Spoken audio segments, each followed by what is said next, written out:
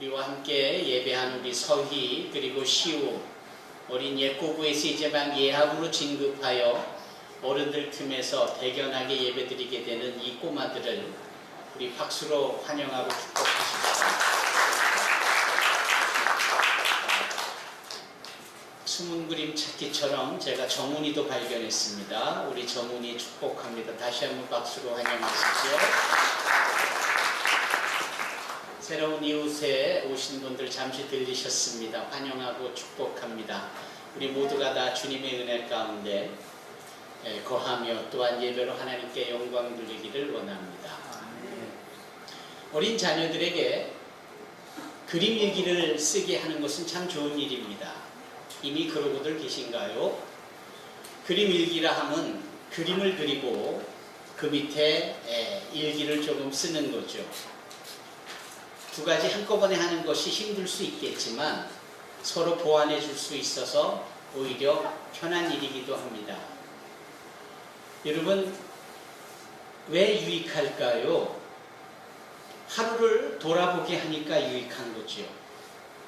그냥 하루를 마감하고 엄마의 품에서 잠자리에 들기 전 오늘 하루 동안 내가 뭐 했지?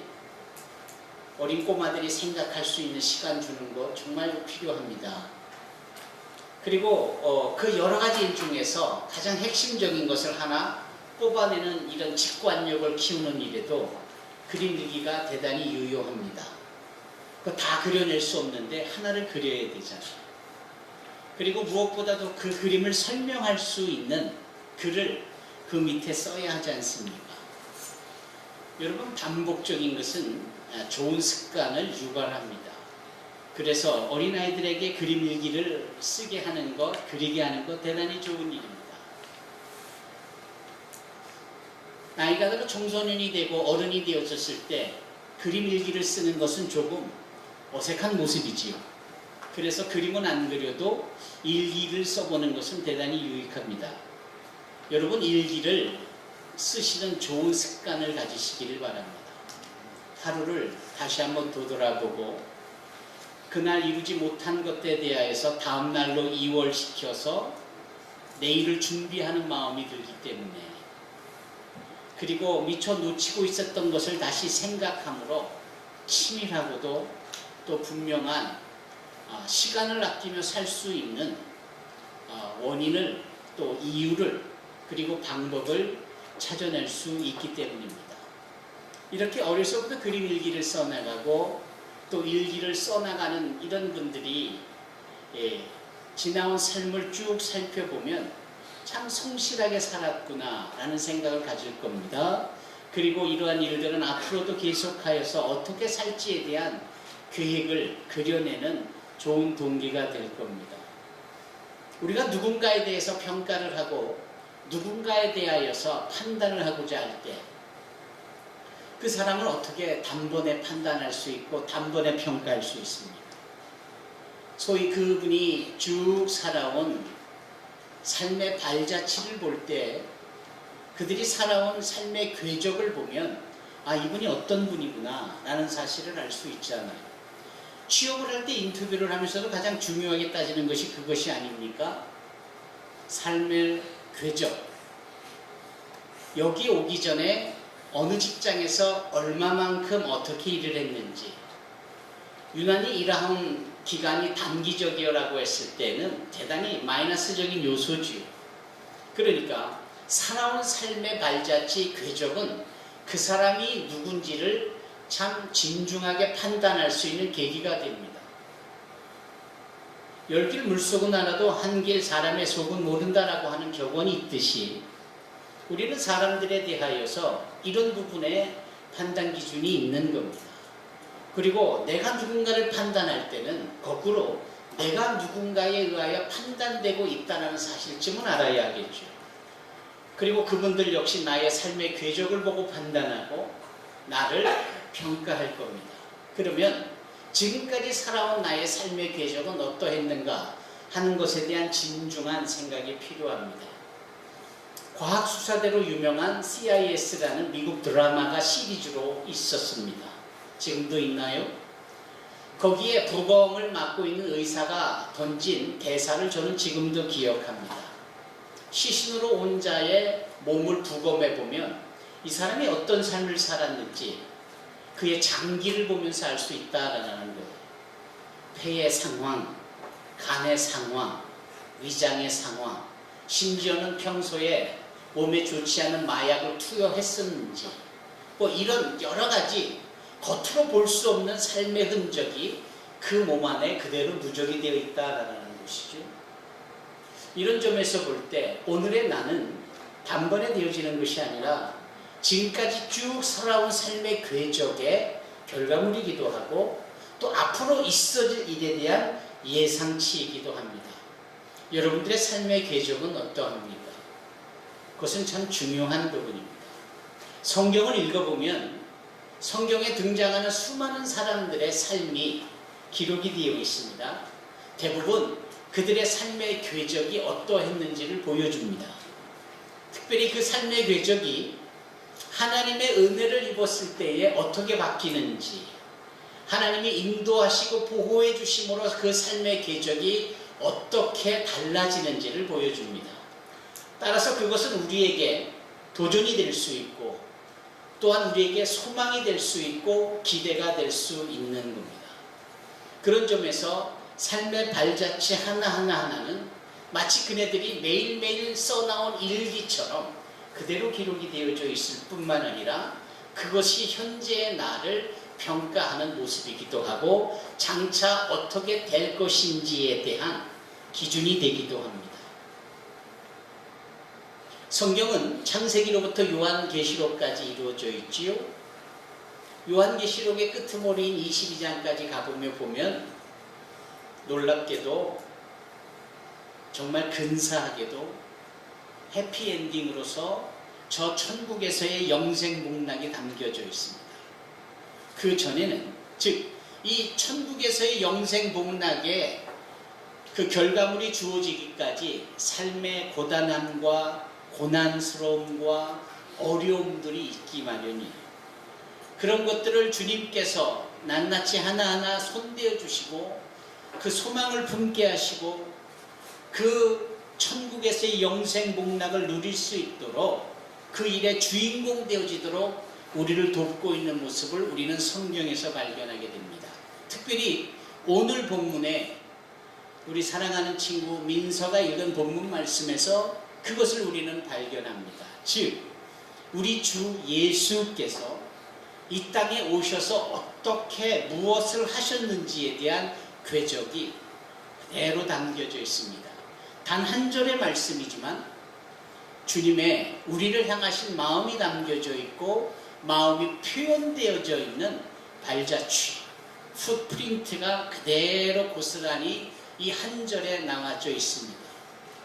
사도 요한은 그가 기록한 요한복음의 말씀에 만일 우리가 예수께서 이 땅에서 행하신 모든 일을 기록한다면 그 기록한 것을 이 땅에 쌓아둘 곳이 없을 정도로 많다, 이렇게 고백을 했습니다.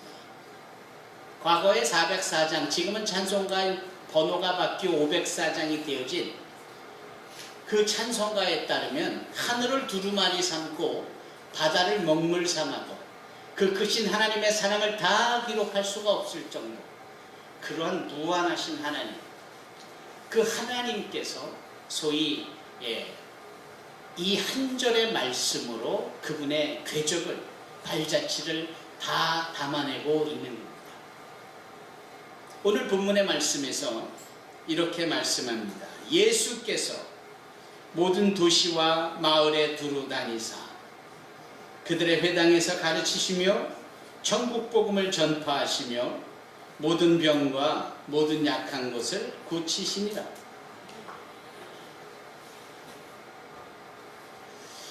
예수께서 두루 다니셨다라는 겁니다. 예수님의 궤적은 그분이 이 땅에서의 삶은 두루 다니심이었습니다.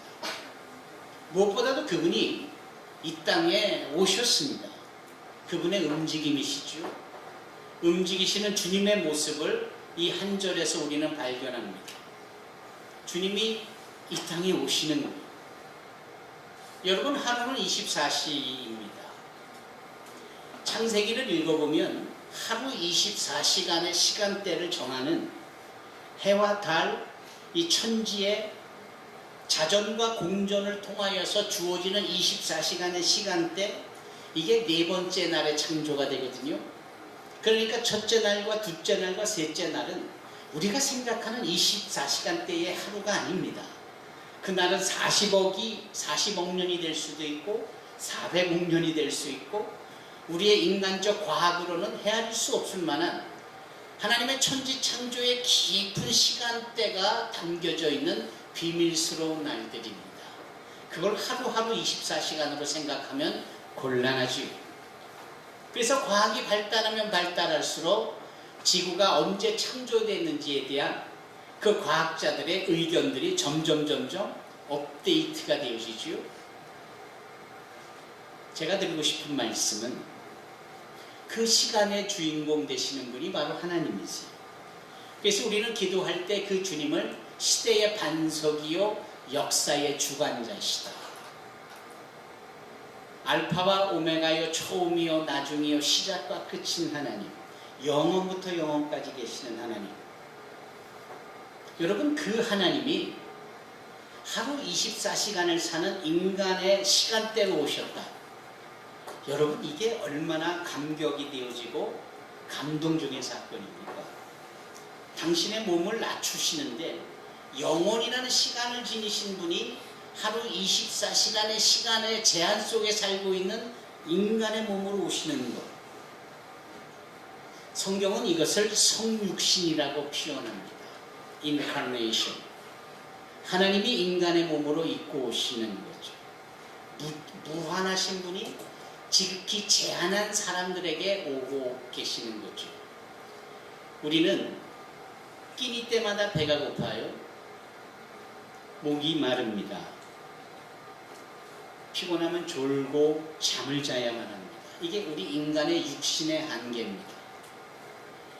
하나님은 졸지도 주무시지도 아니하시는 영원하신 전지전능하신 분이신데 그런 분이 졸라야 되고 잠을 자야 되고 배고파서 먹어야 되고 목이 말라 마셔야 되는 인간의 몸을 입고 오시는 것, 이것은 하나님에게 있어서 대단히 의미 있는 일입니다. 우리의 입장에서는 우리의 말로 다 표현할 수 없는 일입니다. 하나님이 하늘에서 움직이셔서 우리의 세상으로 내려오시는 것, 이게 보통 일이 아닙니다. 사도 바울은 빌립보 교회에 보내는 서신 가운데 그는 근본 하나님과 동체시나 하나님과 동등됨을 취할 것을 여기지 아니하시고 우리와 같은 성정으로 되셨다라고 하며 주님의 인카네이션 성육신을 설명합니다. 여러분, 이해가 가십니까?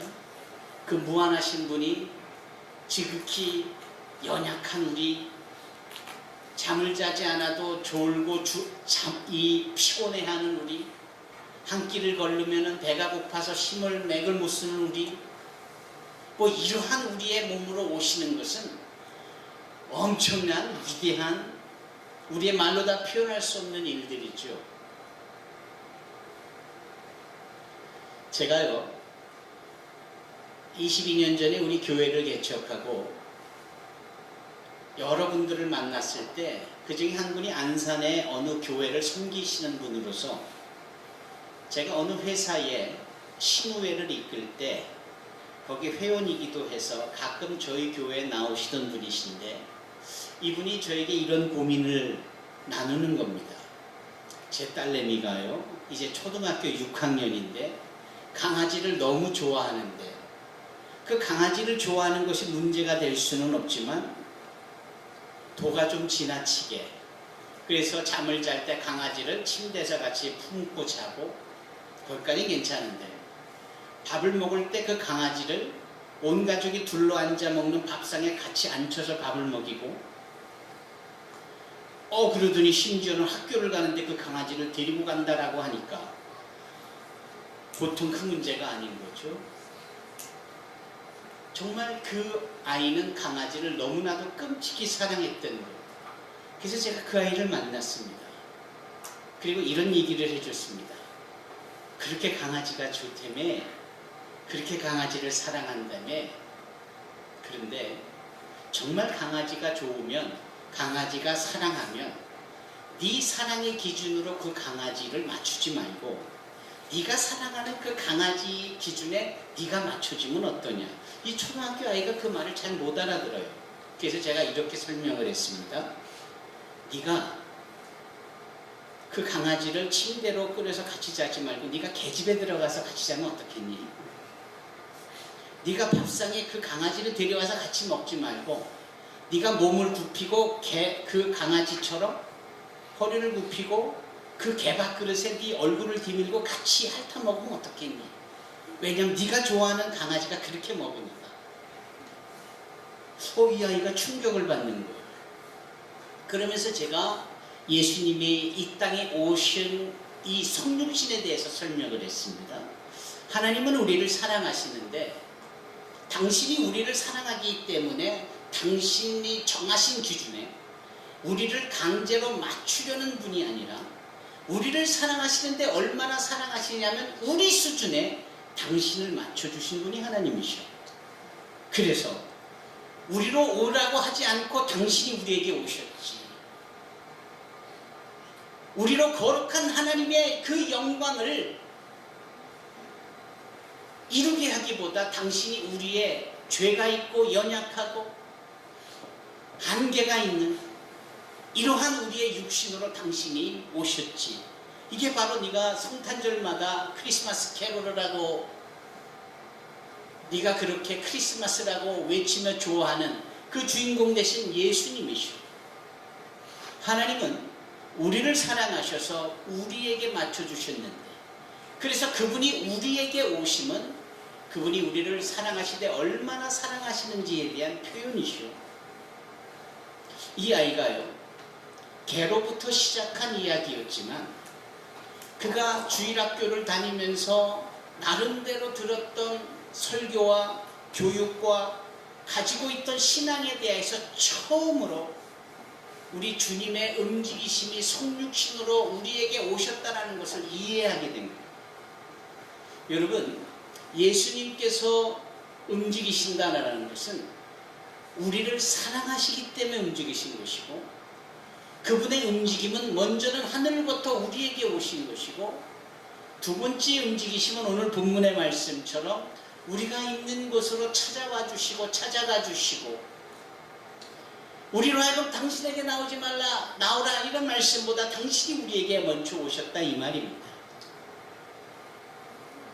여러분, 요한복음 4장을 보면은 사마리아 수가성 그 여인에 대하여 주님이 찾아가시잖아요. 거리를 계산해서 아침 일찍 떠나시고 그분이 정오, 아주 해가 중천에 떠있는 가장 뜨거운 때에 그 수가성 우물가에 도착을 하십니다. 그것은 계산된 주님의 움직이심이셨고, 계산된 곳의 끝자락에는 그 시간에 아무도 물들어 오지 않는 그 시간에 자신의 삶이 비천하다라고 여기고 자신의 삶이 어렵다라고 여겨 창피하게 여긴 한 여인이 그때 슬쩍 와서 물을 떠가는 그 시간에 주님께서 맞추시는 거거든요. 그때 주님께서 그 단박에 그 사마리아 수가성 우물가까지 가실 때에 차를 타고 가신 것도 아니고 가마를 타고 가신 것도 아니고 걸으셨는데 얼마나 고되셨겠어요. 요한복음 4장을 자세히 살펴보면 그분이 그 우물가에 도착하자마자 털썩 주저앉으셨대요. 그 우물가에 체면이고 뭐고 다 뒤로 한 채, 너무 몸이 고나니까. 그렇게 해서 달려가 맞이해준 한 여인이 남편이라고 할 수 없는 5 남자를, 그리고 지금 6번째 만나고 있는 남자도 남편이 아닌 삶의 행복을 남자로부터 얻으려는 자기의 생각에 빠져있는 이 여인을 주님은 찾아가 만나주시는 거예요. 이렇듯 주님은 항상 우리를 위하여 움직이고 계시는 거예요. 오늘 본문은 예수님께서 모든 촌과 성을 두루 다니시며 이렇게 말씀하잖아요. 왜 다시는 겁니까?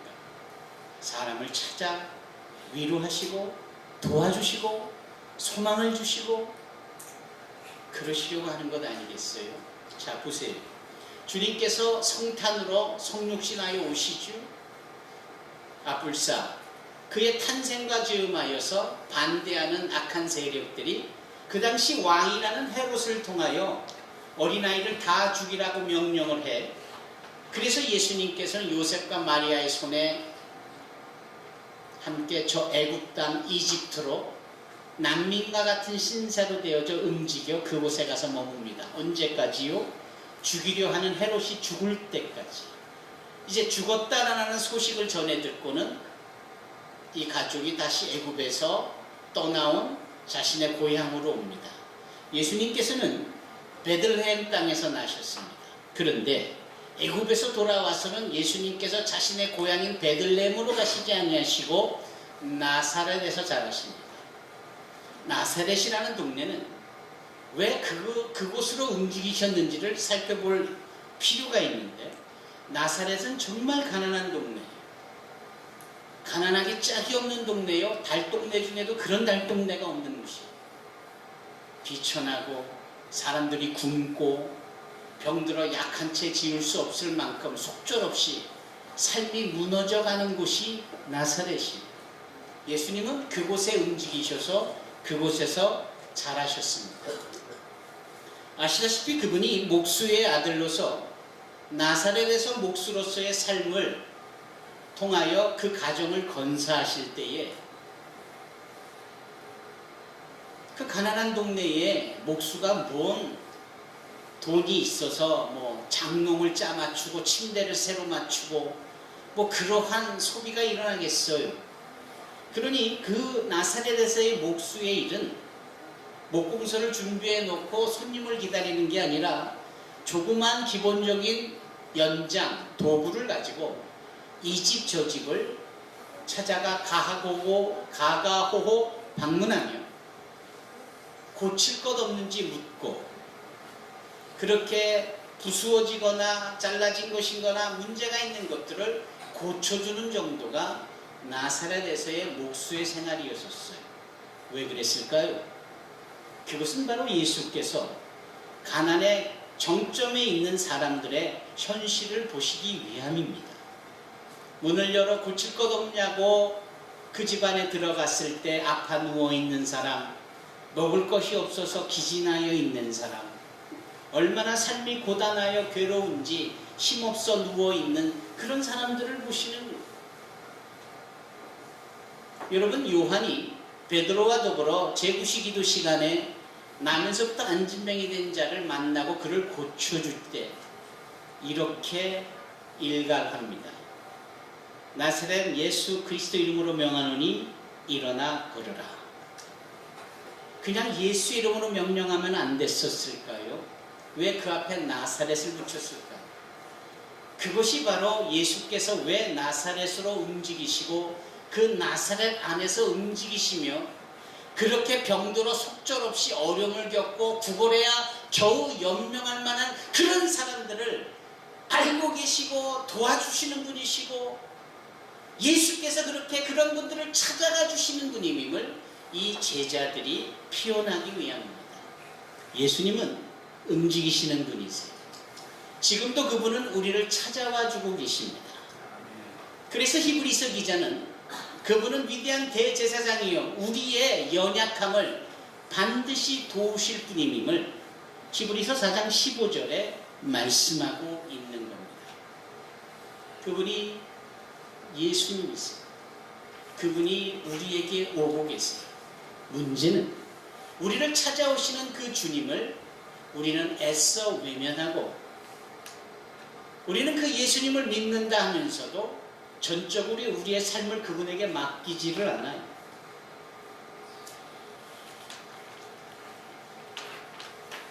예수 이름으로 기도를 하면서도 전적으로 그분의 주권을 인정하지 않아 자기 멋대로 자기가 결정하는 일들이 많이 있습니다. 그러한 사람들을 주님은 지금도 찾아가시고 찾아와 주시고, 우리는 그 사건을 요한계시록 3장을 보면서 확인할 수 있습니다.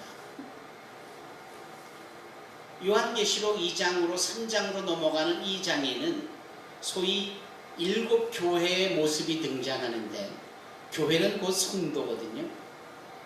각 교회, 각 성도들의 특징을 설명하고 있는데, 그 중에 하나가 라오디게아 교회, 라오디게아 성도에 대해서 언급합니다. 이 라오디게아 성도들은 다 좋은데 착각을 하고 있어요. 어떤 착각을 하고 있느냐? 자기가 예수를 잘 믿고 있다고 생각하는 것 같아요. 자기가 부하게 살고 있다라고 착각을 하는 것 같아요. 그런데 그렇게 교회의 성도로서 잘 믿고 있다라고 착각하는 이 라오디게아 성도들에게 주님이 성령을 통하여 말씀하시는 것이 무엇입니까? 볼지어다 내가 문 밖에 서서 두드리노니 누구든지 내 음성을 듣고 문을 열면 내가 들어가, 이렇게 말씀합니다. 예수를 믿는다라는 것은, 우리가 크리스찬이라는 것은 우리의 마음을, 영혼의 문을, 우리의 삶의 문을 활짝 열어 그분을 영접하는 겁니다.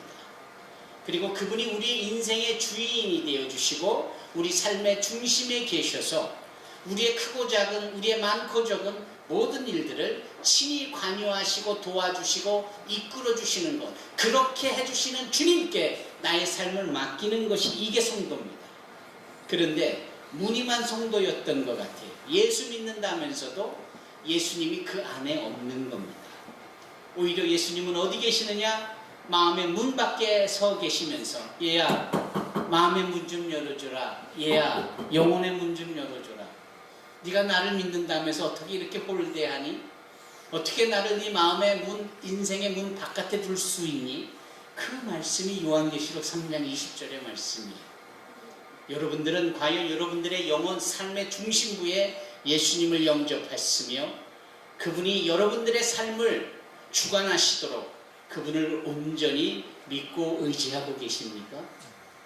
아니면 그 라오디게아 교회 성도가 바로 여러분들의 또 다른 모습입니다. 여기 주님께서는 온 촌을 다니시고 온 성을 다니셨다.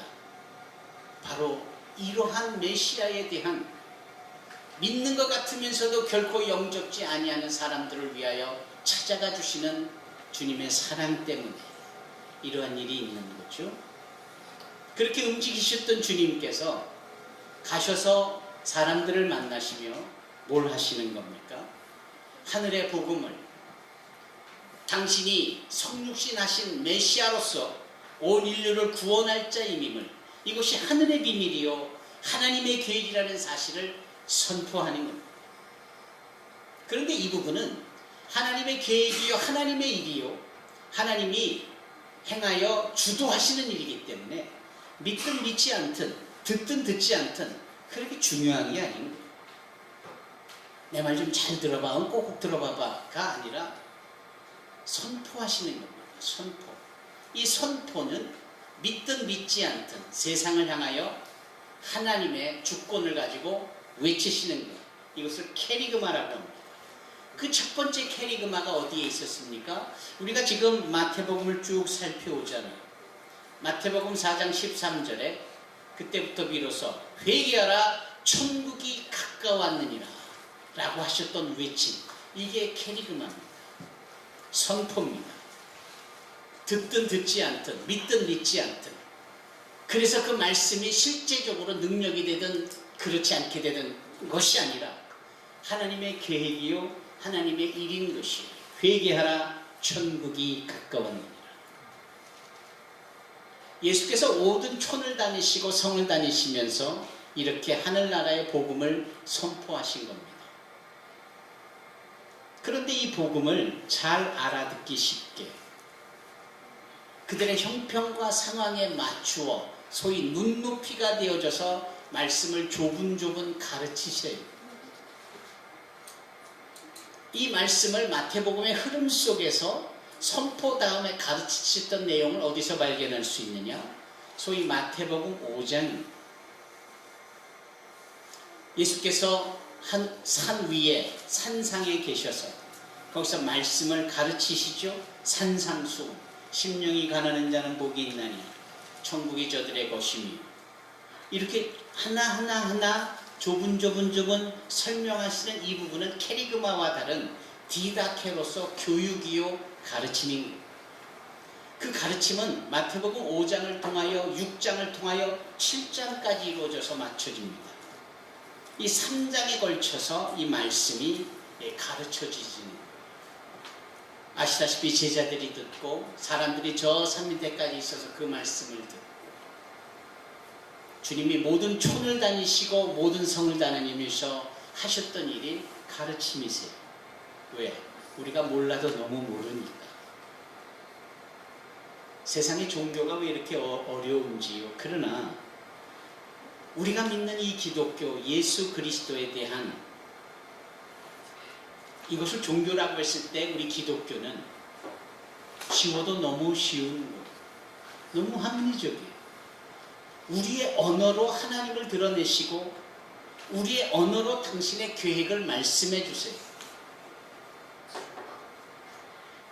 지금도 세상에는 여러 나라의 방언이 있고 언어가 있습니다. 고상한 언어도 있고 그냥 시장 바닥에서 쓰는, 여기서 시장이라고 하지 않고 시장 바닥이라고 하는 것은 시장 바닥이 시끄럽고 그냥 돈 때문에 서로 악의 다툼이 일어난 삶의 현장이고 지저분하고 뭐 이런 것에 대한 그 의미가 다 담겨져 있는 것이 바닥, 그래서 시장 바닥 이렇게 말하잖아요. 놀랍게도 언어 중에서도 이 시장 바닥에 쓰는 언어가 있어요. 그것은 공부를 많이 하지 않아도, 그것은 나이가 꼭 많이 들지 않아도 누구나 이해할 수 있는 언어가 바로 이러한 시장에서의 언어인데, 놀랍게도 그 시대의 언어 중에 이 시장 바닥에서 쓰는 언어가 아람어였습니다. 이 예수님께서 아람어를 통하여서 성경이 기록되어지도록 해주세요. 그래서 성경은 여인들이, 어린이들이, 글을 모르는 분들도 이 성경에 비유되어져 있는 말씀을 들을 때 고개가 끄덕여지고 이해가 되어지고 그게 받아들이는 거예요. 이것을 가능할 수 있었던 것은 예수의 가르침 때문입니다. 한 가지 더 주께서 하신 일이 있죠. 움직이시면서 모든 촌을 다니시며 모든 성을 다니면서 하신 일이 뭐냐? 모든 병에 걸린 자들을 고쳐주시는 거예요. 연약한 자들을 도와주세요. 마태복음의 흐름에 따르면 마태복음 4장 13절에 캐리그마 회개하라 천국이 가까웠느니라는 선포와 마태복음 5장 그 뒤를 잇는 5장의 말씀에는 조금조금 가르쳐 주시는 산상수훈과 그 산상수훈이 끝나고 나서 주님께서 가버나움으로 내려오셔서 배를 타고 저 갈릴리를 지나 그 중에 뭐 갑자기 물결이 흉흉하게 떠늘고 이 바람을 꾸짖으시고 바람 보고 잠잠하라 말씀하시고 가다라 지방에 도착해서 무덤가에 귀신 들려 있는 자를 고치시고 가정으로 돌려보내시고 뭐 그러면서 자신의 고향인 가버나움으로 돌아오시며 그곳에서 소위 문둥병 걸린 자 또는 열병에 걸린 자 또는 중풍병에 걸린 자들 다 고쳐내시잖아요. 지난주의 말씀처럼 말을 못하는 사람들도 눈을 보지 못하는 사람들도 다 고쳐내시잖아요. 주님께서 이 촌을 저 성을 다니시는 이유가 뭡니까? 이처럼 하나님의 형상을 따라 지음을 받았지만 그의 삶이 불편하고 어렵고 힘들고 괴로운 인생들을 찾아가 주시어 그의 문제를 해결해 주시는 것이 바로 예수님의 움직임의 목적입니다. 그런 예수님께서 어제나 오늘이나 영원토록 동일하시더라고 히브리서 기자가 말을 하고 있다면 2000년 전에 그 예수님은 지금도 2019년 2월 10일에 사는 우리 각자를 찾아와 주시며 우리의 힘들고 어려운 인생들을 고쳐내 주시며 우리를 격려해 주시고 하늘나라의 비밀을 알려주시며 소망을 품게 하시고 그렇게 일하고 계시는 주님인 줄로 믿습니다. 아멘. 어린 서희와 그리고 시우와 그리고 정훈이를 넘어 저 연세 많으신 양남순 권사님께까지 우리 모두는 온 가족으로 모여서 이러한 주님을 확인하고 이러한 주님이 그러셨던 그분의 삶의 궤적을 살펴보며 앞으로 우리의 삶에 어떻게 영향이 끼쳐질 것인지에 대한 소망을 품어낼 수 있어야 합니다. 아울러서 우리 또한 이 마태복음 9장 35절이 예수님의 공생의 사역을 한마디로 표현한 그분의 일기와 같은 것이라고 할 때 우리 역시 그분의 은혜를 입은 자답게 영적인 일기를 써낼 수 있는 자들이 되어야 합니다. 삶에 대해서 진중히 생각하고 그 부분에 대해서 되새김질을 하듯이 상기하는 시간을 가져보는 겁니다. 저의 이런 설교를 많이 들어보셨습니까? 그래서 혹시 제가 우려먹는다라고 생각하십니까? 여러분, 우려먹는다라는 것은 대단히 좋은 의미를 가지고 있습니다. 예를 들면 소가 풀을 뜯고는 한적한 곳에 서든지 앉든지 해서 계속해서 되새김질을 하죠. 이게 우려먹는 겁니다. 반복을 통하여서 또 한 번 확인하고 또 한 번 확인하여서 아예 잊지 아니하고 아예 우리의 삶의 기준이 되게 하는 거예요. 여러분, 반복이 필요합니다. 여러분, 사고를 우려낸다 생각해 보십시오. 정말 뜨거운 물을 가해서 계속해서 그래서 그 뼈 속에 있는 모든 골수까지 완전히 영양덩어리로 빠져나오게 해서 그 국물을 마실 수 있기까지 하는 이 우려냄, 반복이 필요한 겁니다. 예수께서 4장, 5장, 8장을 거쳐 9장 이 자리까지 왔을 때에 우리는 다시 한번 우려내 그분의 행하신 일들을 볼 수 있어야 합니다. 그리고 반복이라는 것을 통하여서 우리의 삶에 적용하고 나도 그 반복을 통하여 그 일을 감당해야 합니다. 사도 바울이 그의 제자 디모데에게 이런 표현을 쓰죠. 경건에 이르도록 힘쓰라. 이것은 금생에서뿐만 아니라 내생에서까지도 유익하다. 여기서 경건에 이르도록 힘쓰라. 이 힘쓰라라는 이 유스베이아를 힘쓰라라는 이 말은 반복해라 이 말입니다. 알고 있는 이야기도 또 듣고 귀에 못이 박히도록. 옛날 유대인들이 그렇게 잘하잖아요. 오가는 문 좌우인방 설주에 하나님의 말씀을 태피린을 붙여놓고 그렇게 양비간에 붙여놓고 팔목에도 붙여놓고 늘 하나님의 말씀을 또 우려내듯이 보고 듣고, 이게 소위 말하는 주야로 그 말씀을 묵상하는 자, 그래서 시편 기자가 말하는 복 있는 자의 모습인 거죠. 이제 연휴를 마치고 서로 복 받아가라고 많은 말씀을 행한 중에 이 한 해가 저와 여러분들이 하나님의 말씀을 늘 우려내듯 그 말씀을 계속하여 묵상하고 삶에 적용하고 그렇게 움직여 찾아와 주시는 주님을 환영하고 주님의 말씀과 가르치심과 우리의 삶을 도우시는 일들의 귀한 수혜자가 되시기를 주님의 이름으로 축원합니다. 기도하겠습니다.